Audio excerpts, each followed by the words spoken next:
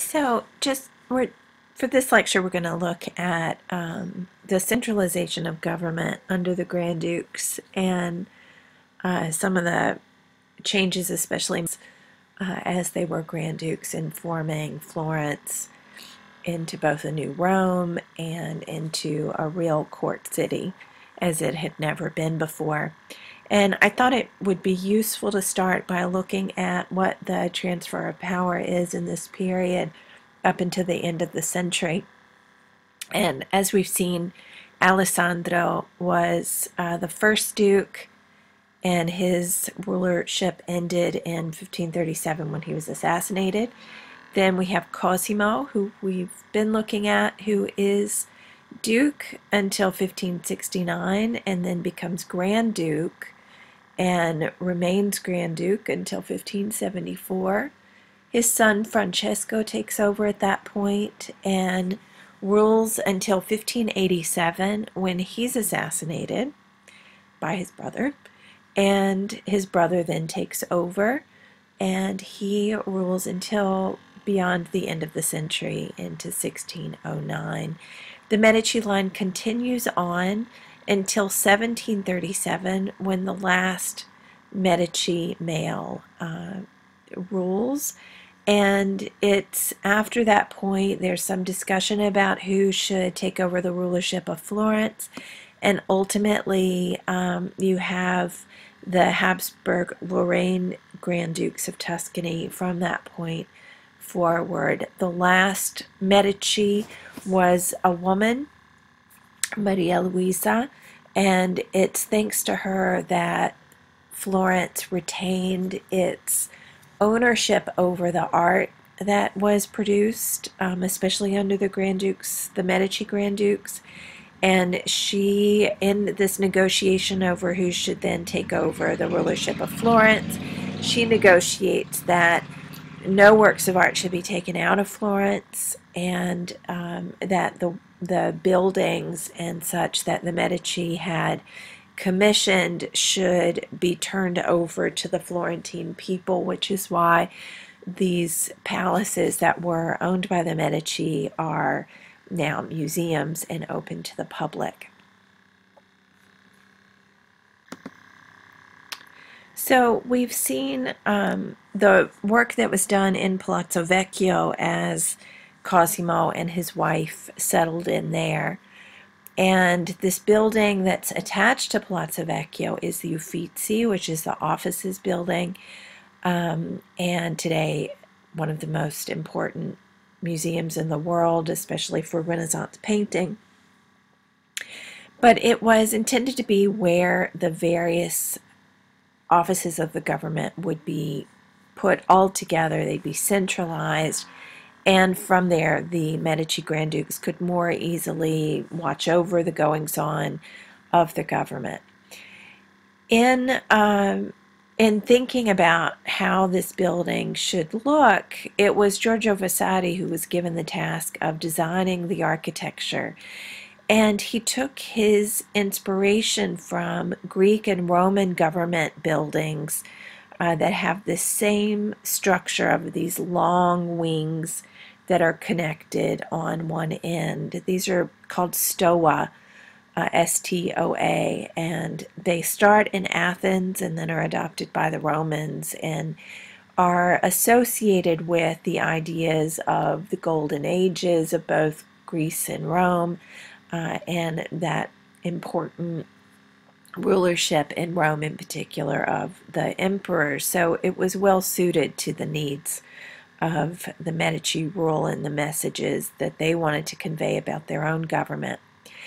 So you can see that what Vasari has done here is use classicizing vocabulary columns, these colonnades on the ground floor, and then pediments and such over the windows, things that are not surprising to see, especially in the context of Florence, because as you can tell, Vasari was very much influenced by what Michelangelo had done in the Medici Chapel at San Lorenzo, and no doubt there was an intended association between the decoration of that space and of the Laurentian Library, and this same decoration in the government building of the Medici. That gray and white patterning is there, and even some of the forms, like these rectangular forms, and this alternating pediment style, is something that you see in San Lorenzo. Here, not with the parts overlapping and being so constrained in space. In a way, Vasari has made this much more classicizing than what Michelangelo had done in San Lorenzo. Another fascinating aspect of this building is that Vasari constructs not only these office spaces, but he also constructs a corridor. And it's a corridor that attaches Palazzo Vecchio to the Uffizi and then continues from the Uffizi all the way across the Arno River over to the other side where the new Medici Palace was situated.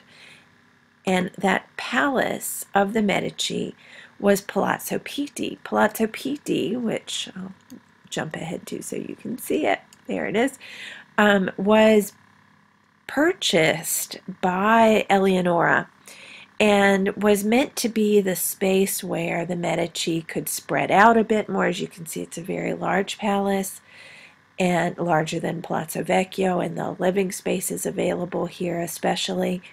And it had ample gardens behind it. Today those gardens are known as the Boboli Gardens, and they are a wonderful place to visit in Florence. Palazzo Pitti was deemed important for the Medici court because it provided these spaces where important foreign dignitaries could be entertained, and the gardens, having these gardens behind the palace, made it comparable to princely palaces throughout Europe that also had gardens with fountains and other kinds of sculptures in them. And this is a really important part of court culture throughout Europe in this last half of the century. But Vasari made it so that the Medici would never have to walk down on the pavement of the Florentine streets in order to get between their palaces. This corridor connects it so that they don't have to do that. So the Medici would go from Palazzo Vecchio through the Uffizi, and then from here it opens up into a kind of secretive corridor that then goes across the upper part of this loggia that runs alongside the Arno, crosses over Ponte Vecchio, the oldest bridge in Florence. It's this mezzanine level is the corridor that keeps running across. As you can see, it cuts through residences. It actually went through people's houses so that it could continue around here. Just another view so you can see how it goes from the Uffizi and the buildings near the Uffizi, and then across, and it continues across the Arno. This is a view of what it looks like in the interior. It's just a very simple vaulted space. It's now decorated with perhaps the largest collection of self-portraits in the world. These are all self-portraits that artists had done of themselves and the Medici collected, especially in the 17th century. The corridor continues and goes in front of churches. This is the Church of Santa Felicita, the one with Pontormo's altarpiece inside. They created this loggia in front of the church, and as you can see, the corridor continues here. Just to remind you of which church we're looking at. Oops. Hang on just a sec. Vasari made it so that as the Medici were passing through the corridor, if they wanted to stop and see the Mass taking place in the Church of Santa Felicita, they could easily do so. And in fact, there's a little balcony level that they could access, And you can see there are little prayer benches there for the Medici or their guests to use as they're passing through the corridor. So this gives you the view into the church, and then there's a little doorway where they could go and access this balcony level. Beautifully decorated, by the way, with these Persian rugs that are another important part of material culture in Renaissance Italy as trade networks are expanding.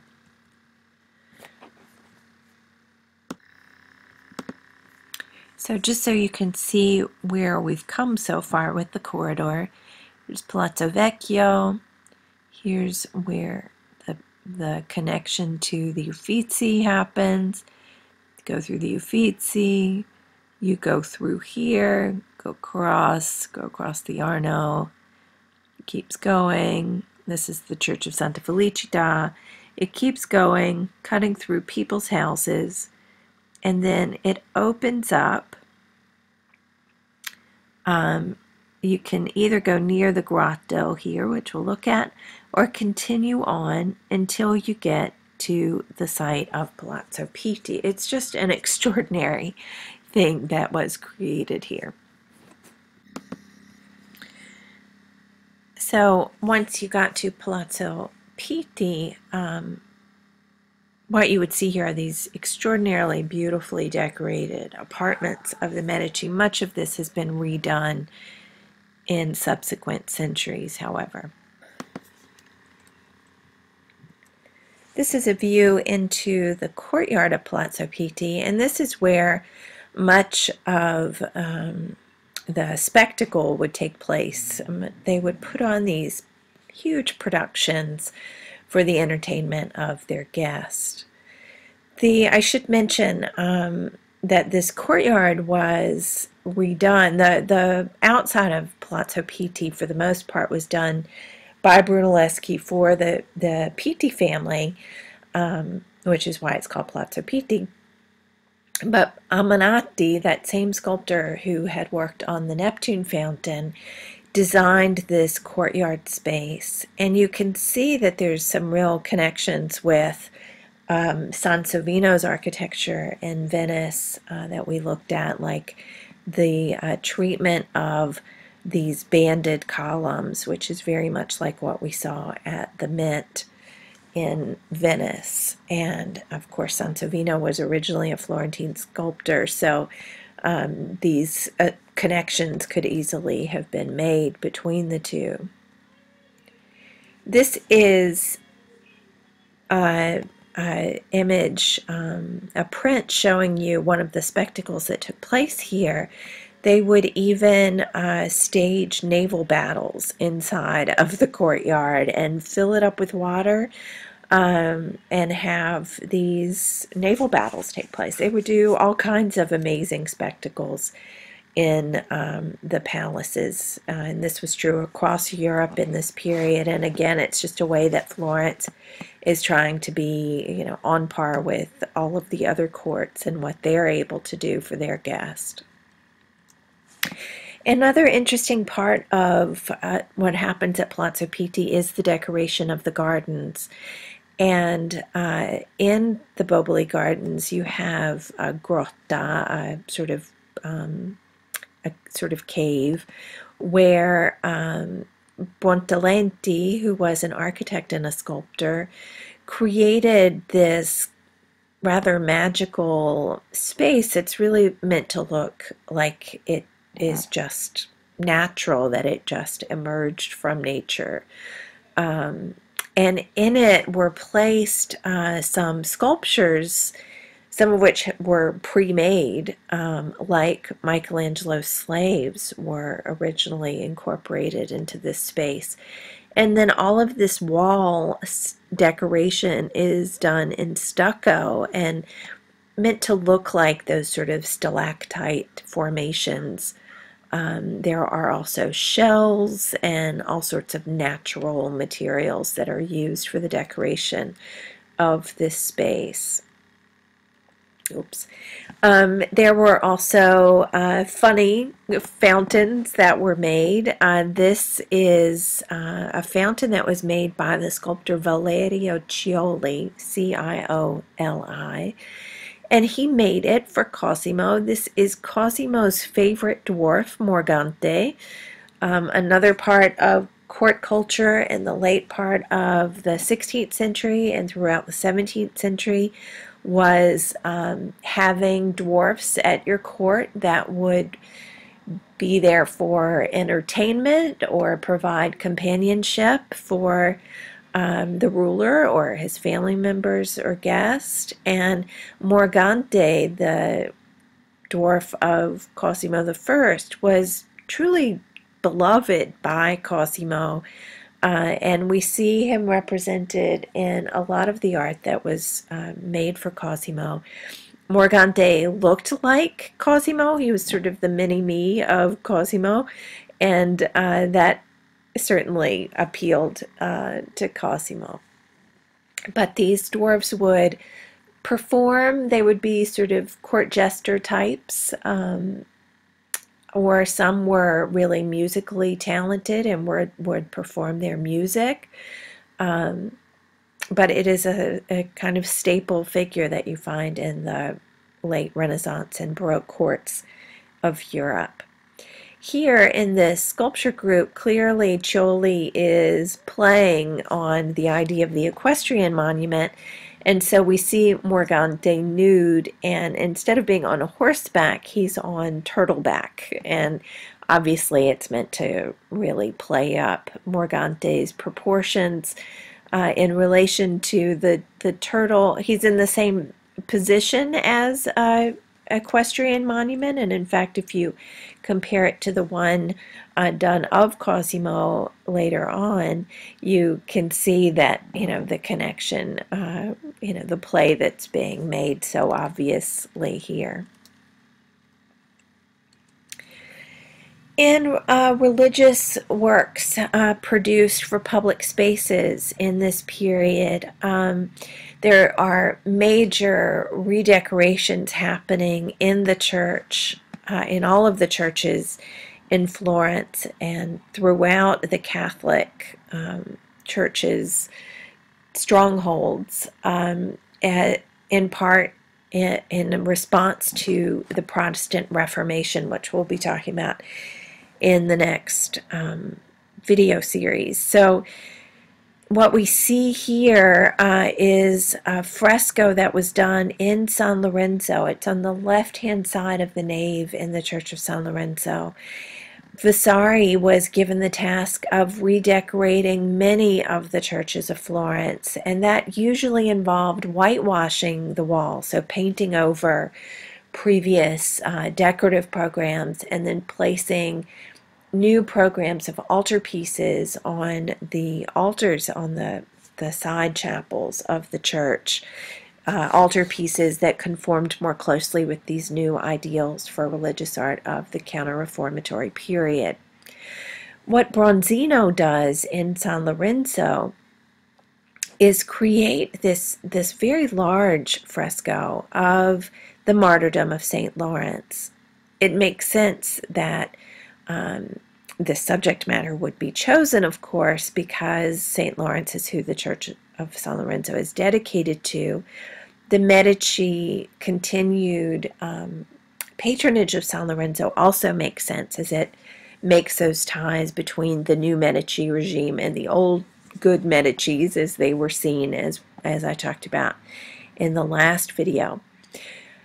What we see here, though, this particular choice of showing a martyrdom scene really connects to the ideas of the Counter-Reformation, where these scenes of the suffering, the sacrifices made by the early Christian saints in particular, are emphasized, and martyrdom scenes become one of the most common religious scenes that we find in churches post-Reformation.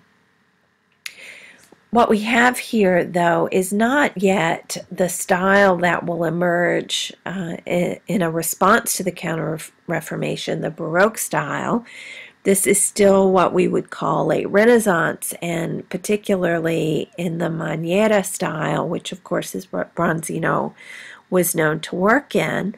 And what we have here is just an array of nude bodies in all sorts of different contorted positions, very much like what Michelangelo does in the Last Judgment that we saw in the Sistine Chapel.